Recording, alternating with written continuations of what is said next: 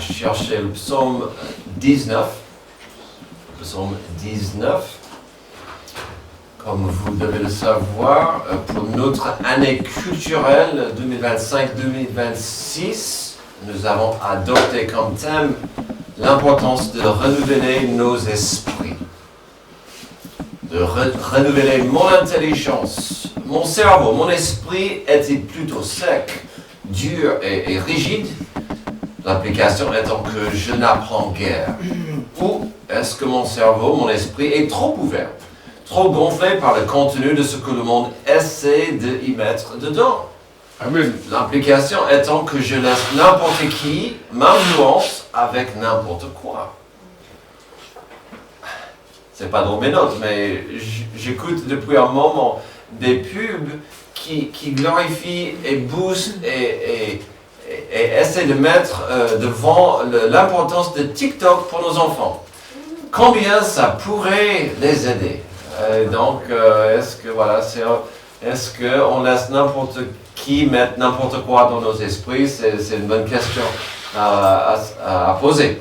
Alors, pour un renouvellement de notre esprit, nous sommes en train de faire une étude sur quelques vérités de base, quelques piliers fondamentaux de la foi. Le début de cet effort était de considérer la réalité ou la proximité de Dieu. Ces dernières semaines, nous avons vu ce que Paul avait à dire dans le premier chapitre de Romains, ce qu'il avait à dire sur ce sujet, sur la notion que Dieu est là et il n'est pas silencieux. Donc, il est là, mais voilà, on peut l'entendre. Il ne reste pas muet. Bien sûr, on n'a pas présenté des preuves immuables de la présence de Dieu parmi nous. Nous n'avons pas trouvé des formules scientifiques qui certifient l'existence de Dieu. Mais ce que nous trouvions était un Dieu qui opère et communique pour avancer sa volonté de rédemption. Si vous voulez entendre Dieu, si vous cherchez à voir où il est en train de communiquer, cherchez le besoin de la rédemption. Et on a vu ça en Romains 1, la notion que la planète est perdue, la planète est maudite, l'humanité est complètement fichue, il nous faut un rédempteur. Et dans ces cas, on peut trouver Dieu en train de communiquer son amour, sa rédemption, son désir de nous voir reviennent à lui. Donc ça tombe bien, c'est notre thème de tout à l'heure sur la fête de Noël. C'est vraiment Dieu qui vient vers nous pour nous racheter. Amen. Alors Dieu est là et il n'est pas silencieux. Nous avons réfléchi à cela, mais aujourd'hui on avancera dans la même direction. Nous allons prendre un autre pas bien plus grand pour avancer dans cette direction qu'un Dieu qu'on peut trouver et écouter. Mais aujourd'hui, ça sera Dieu est là et il communique avec nous. Il communique avec nous. Il n'est pas juste muet, mais il communique. Au début, on disait que Dieu n'est pas silencieux. Aujourd'hui, considérons combien et comment il nous communique. Mais, bien sûr, le mot « mais », je le dis souvent ici. Pensez à la notion du son et ce que l'on peut entendre. La question très importante fut posée sur le son créé si on ne l'entend pas. Vous avez entendu sûrement la question suivante. Si un arbre tombe dans une forêt et qu'il n'y a personne pour l'entendre, fait-il du bruit?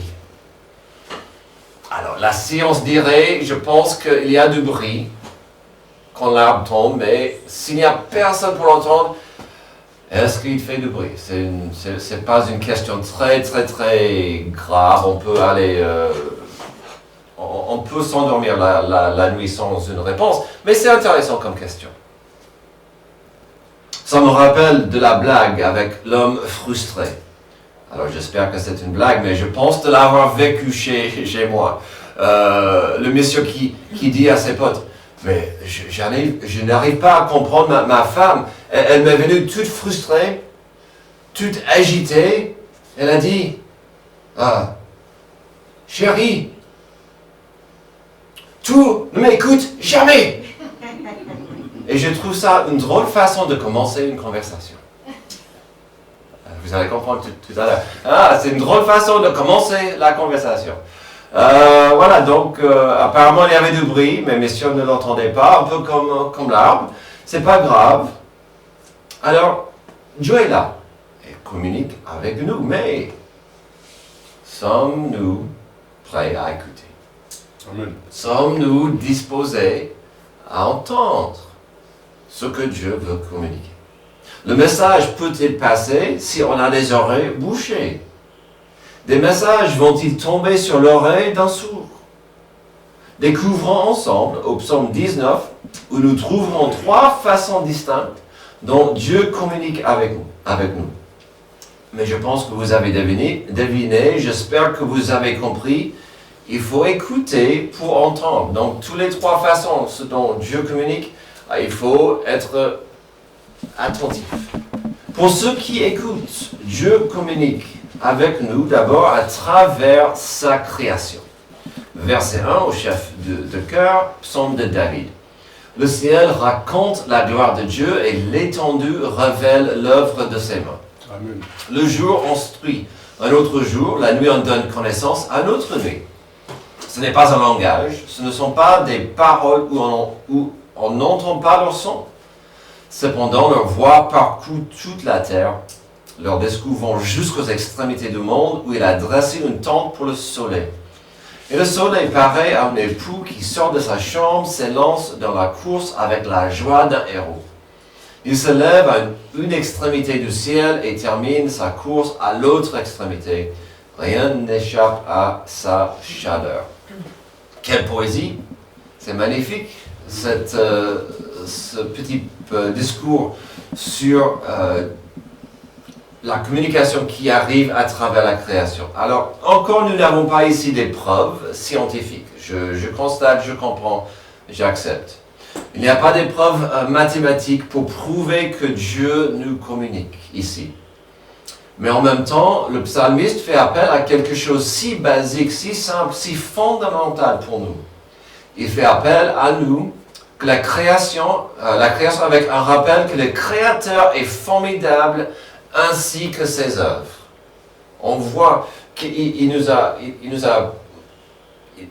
posé ce tableau pour dire le Créateur est là, ses œuvres sont formidables. Voyons ça. Alors, ironiquement, lorsque nous étions en train d'étudier Romains chapitre 1, pour mieux comprendre l'idée que Dieu existe et qu'il n'est pas silencieux, nous avons contemplé cette même notion. Un de nos points, c'était l'importance de la révélation de la présence de Dieu au Romains 1, versets 19 et 20. On a vu ceci, car ce qu'on peut connaître de Dieu est évident pour eux, puisque Dieu le leur a fait connaître. En effet, les perfections invisibles de Dieu, sa puissance éternelle et sa divinité se voient depuis la création du monde. Elles se comprennent parce qu'il a fait, ils sont donc inexcusables. Amen. Quelque part, la Bible en est claire et je pense que l'être humain aussi peut comprendre. On peut nier qu'il y a un créateur, on peut nier que Dieu communique à travers la création, mais ça va rendre la personne malheureuse.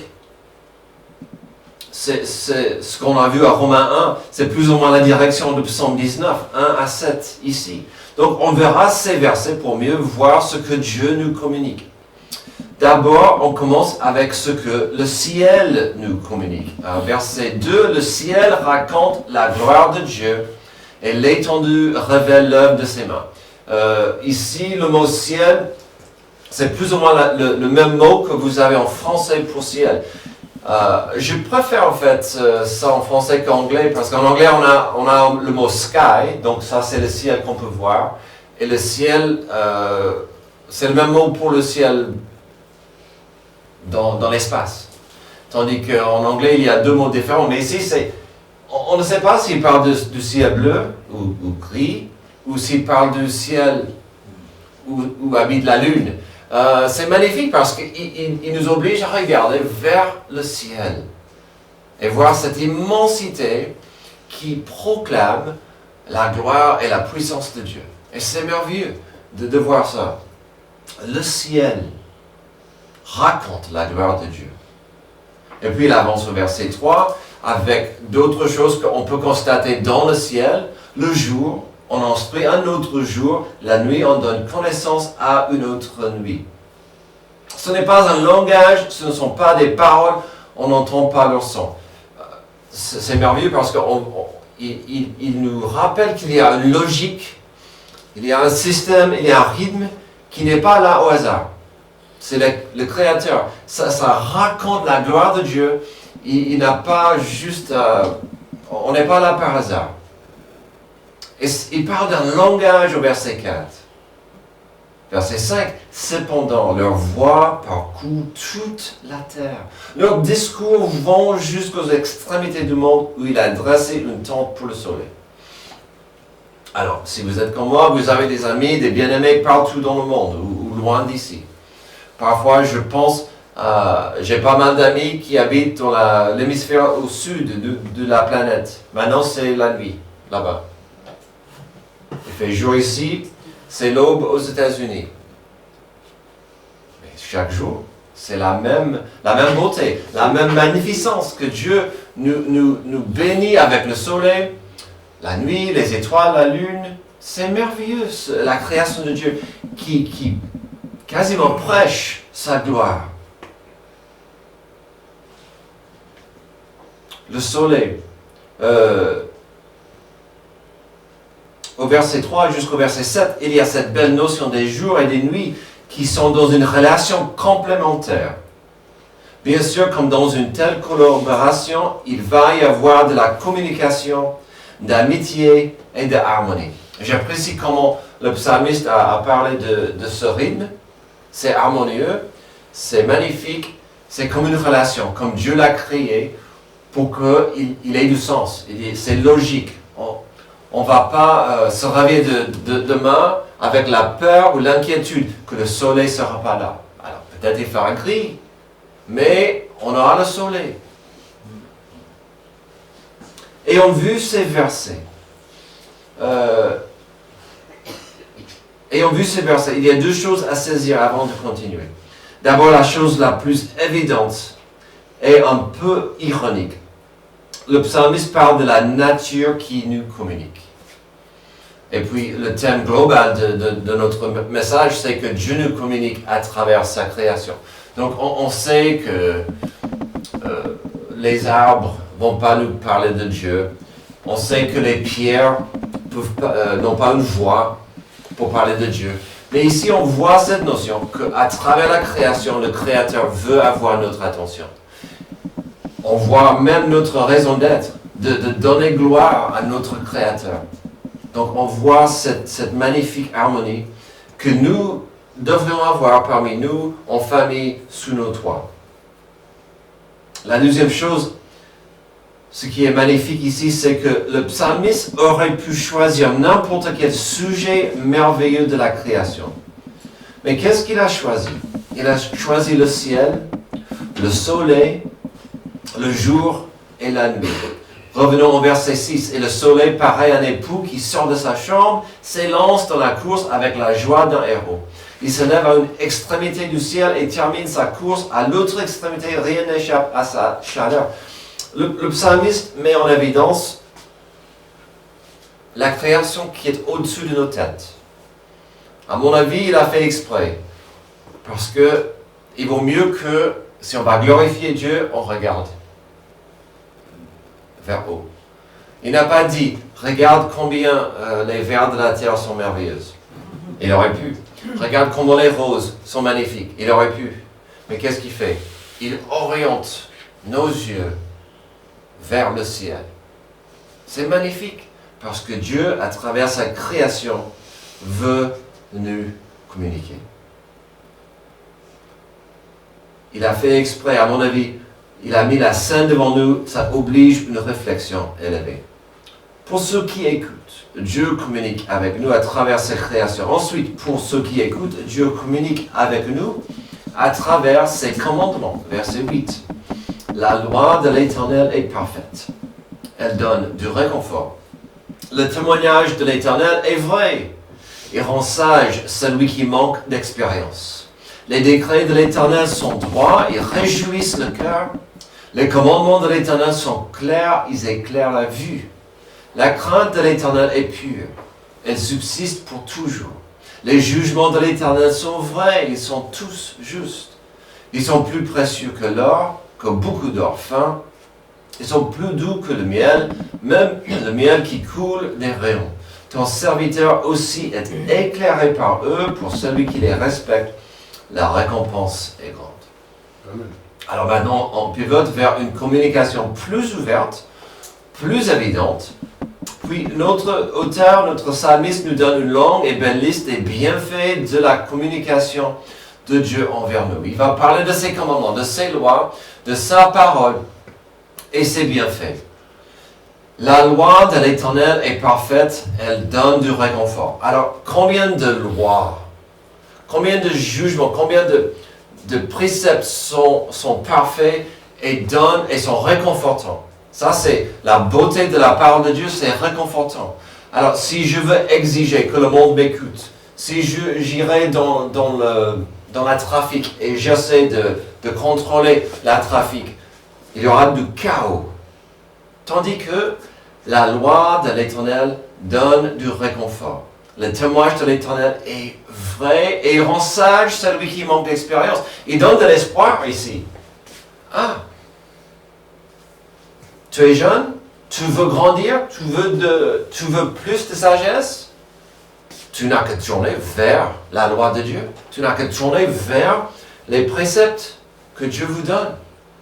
Les décrets, verset 9, sont droits, ils réjouissent le cœur. Les commandements de l'Éternel sont clairs, ils éclairent la vue.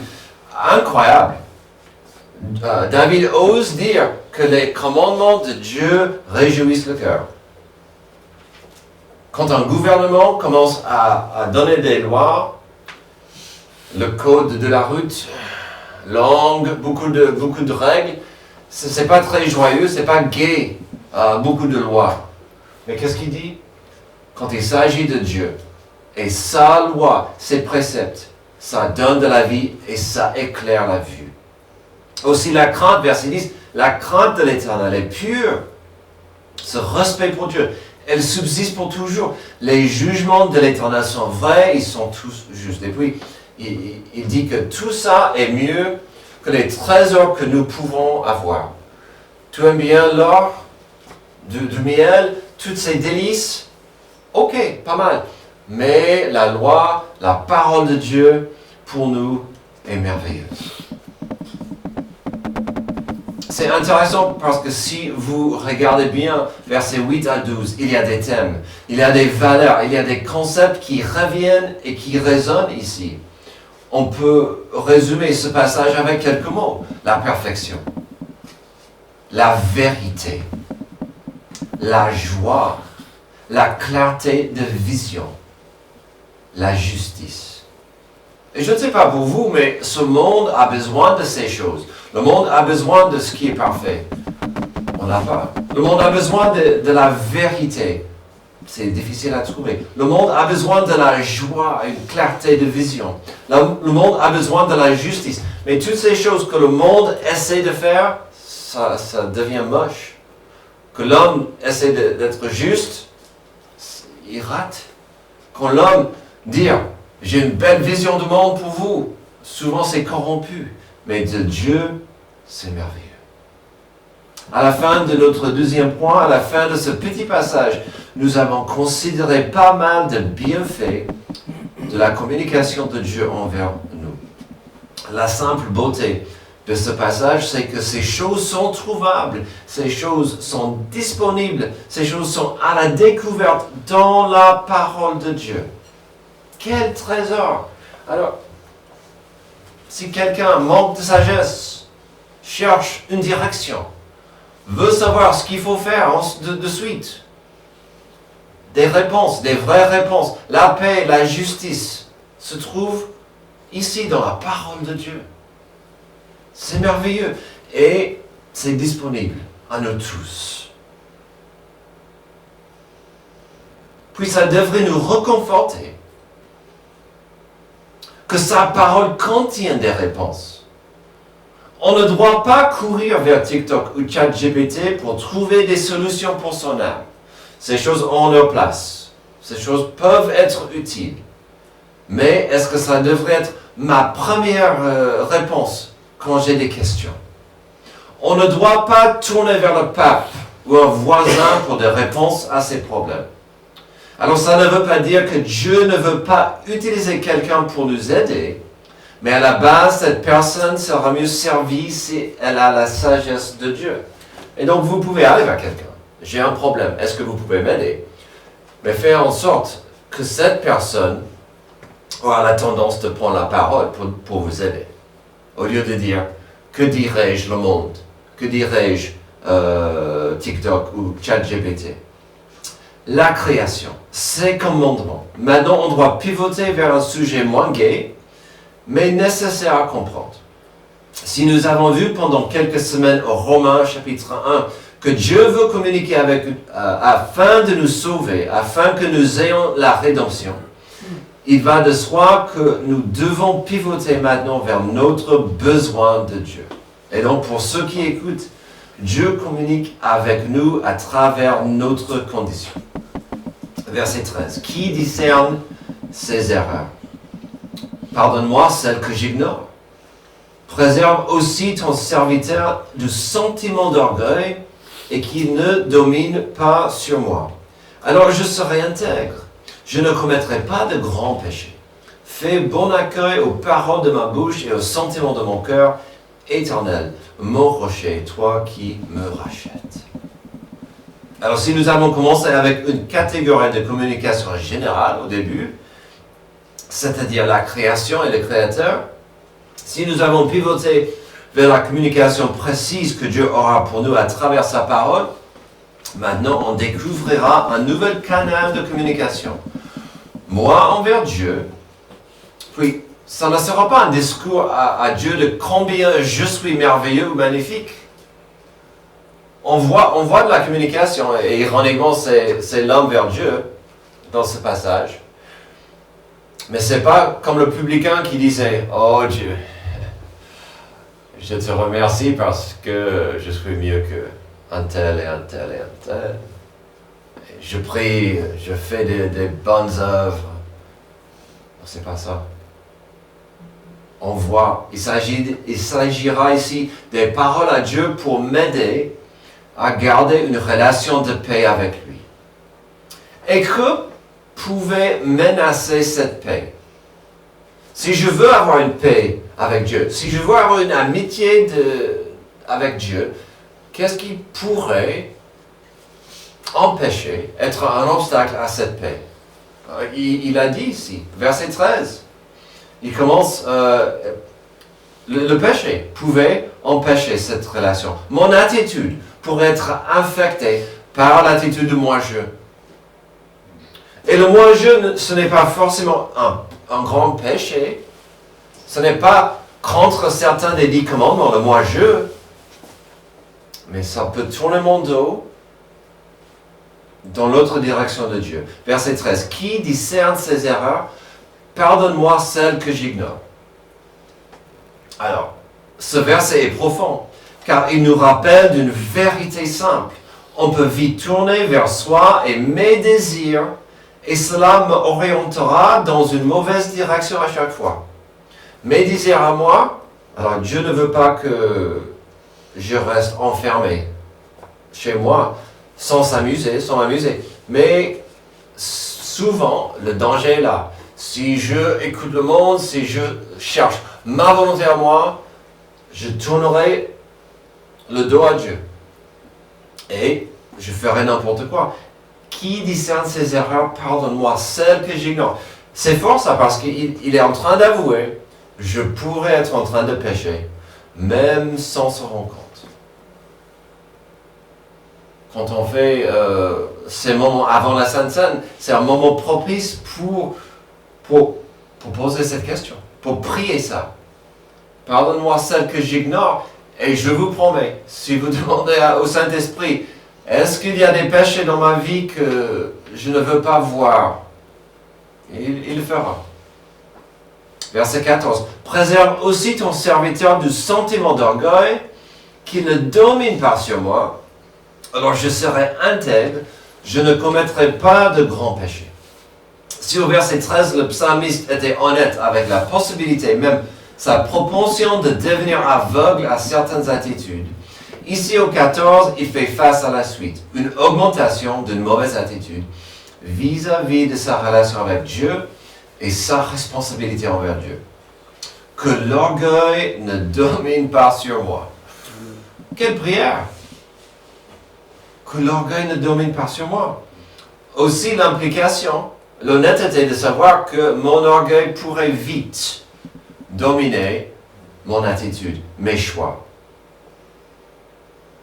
De pouvoir arriver à une telle reconnaissance est incroyable. Puis de comprendre de cet orgueil viendrait une multitude de choix qui iront contre Dieu et mon prochain. Si nous avons découvert une longue liste de bienfaits de la parole de Dieu, si nous avons avoué que le monde en a besoin, que pouvait enlever ou endommager toutes ces valeurs magnifiques qu'on a vues tout à l'heure? L'orgueil. L'orgueil. Et cet état de devenir aveugle à mes péchés à cause de l'orgueil. Le verset 14 ferait une bonne prière à envoyer à Dieu chaque matin quand on se réveille. Ce ne serait pas une formule magique, mais en même temps, Dieu aurait envie d'y répondre. Je vous encourage cette semaine. Amen. Priez le verset 14 chaque matin. Dieu préserve-moi du sentiment d'orgueil qui ne domine pas sur moi. Alors je serai intègre, je ne commettrai pas de grands péchés. C'est pas mal. Dieu, je me connais. J'irai vite vers l'orgueil. Aide-moi. Aide-moi. Puisque nous terminons ce psaume avec ma condition. Quelle est ma condition? Que devrait être ma condition? Quels sont les ingrédients qui me mettent à l'épreuve au verset 15? Fais bon accueil aux paroles de ma bouche et aux sentiments de mon cœur. Éternel, mon rocher, toi qui me rachètes. Parfois, je préfère de prendre un verset et de le renverser. Commence à la fin pour aller au début. Et dans ce verset, je préfère. De la fin au début. Si je comprends que j'ai besoin d'un rédempteur, si je comprends que j'ai besoin de ce rédempteur, ce sauveur, un Dieu qui me rachète, j'aurais envie qu'il soit mon rocher, la fondation de ma vie. Mais il faut être honnête avec sa condition. Après ça, il faut ensuite lui donner accès à la liberté des sentiments de mon cœur. Et donc, Dieu sonde mon cœur. J'ai besoin que tu m'aides avec mon cœur. Et qu'est-ce qui va sortir de mon cœur? Il sort par la bouche, souvent. Par les actions et par la bouche. Et donc ici on voit, j'ai besoin d'un rocher. J'ai besoin d'un rédempteur qui garde mon cœur et puis les paroles de ma bouche. Ma condition. Ne revenons-nous pas au thème de la mission de Dieu? La parole de Dieu, la volonté de Dieu pour nous, c'est quoi? C'est la rédemption. De restaurer ce qui est maudit, perdu et fichu. La condition humaine nécessite une intervention divine car nous courons vers ce qui est injuste, sombre, corrompu. Il nous faut dans ce monde plus de ce qui est pur, vrai, joyeux et juste. Alors Dieu veut communiquer avec nous. Dieu ne s'intéresse pas de me parler du foot, ni des sujets politiques, pas de la météo et le temps qu'il fait. Si on va profiter d'une relation de paix avec Dieu, il faudra que nous écoutions. Cela implique quelques mots qui parfois nous rendent mal à l'aise, comme l'humilité. Si je vais écouter Dieu, il faut que je suis ouvert à l'humilité, à la foi, ou être prêt à apprendre. Est-ce que je suis prêt à apprendre de Dieu? Alors, il y a quelques années, je suis enfin entré dans le monde, l'ère moderne vis-à-vis des écouteurs. Pendant des années, j'avais un MP3. Et des fils longs comme ça. Ça ne m'embêtait pas. C'était la technologie de l'époque, même si j'ai regardé ça trop longtemps. Après, je suis entré dans le monde moderne des écouteurs Bluetooth. Et voici mes premiers écouteurs Bluetooth. Ils sont rouges, mais Bluetooth. Alors, c'était pas mal. Je l'aimais bien, mais il n'était pas très très confortable. Donc, après un moment, je les ai remplacés avec ceci. Oh, j'aime bien ces écouteurs. Pourquoi? Déjà, ils ne vont pas tomber, parce que ça s'attache à l'oreille. L'autre chose que j'aime bien, peut-être pas madame, parce que ça empêche, ça bloque le son extérieur. Donc quand je suis devant ma tablette, je regarde quelque chose, j'entends plus les garçons. J'ai pas dit les enfants, j'ai dit les garçons, d'accord.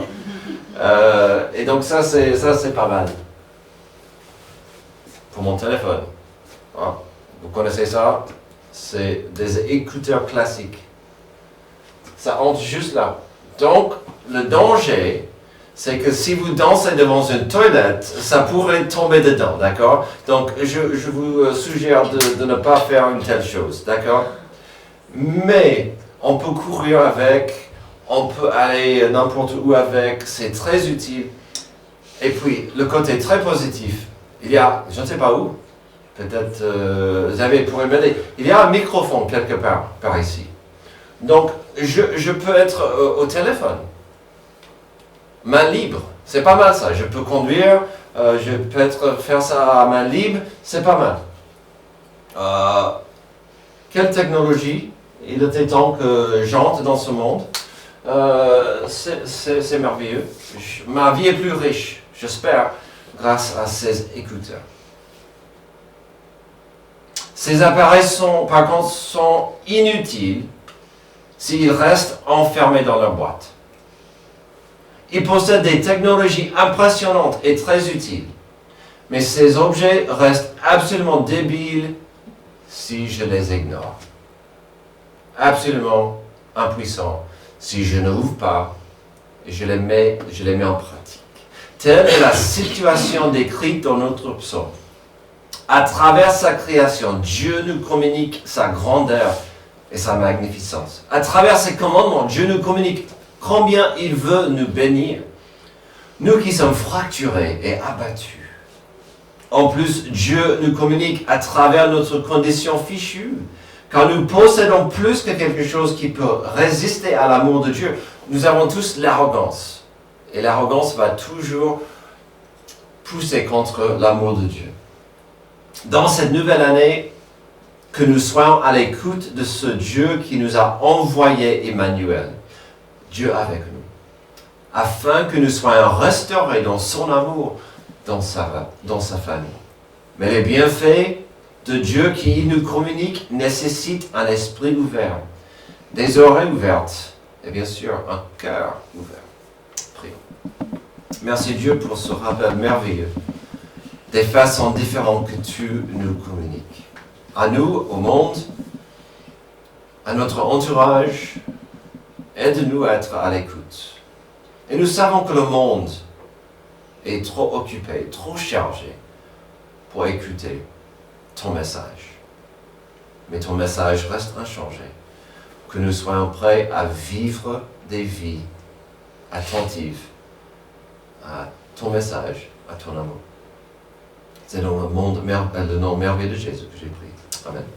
Levez-vous, s'il vous plaît, pour notre dernier chant.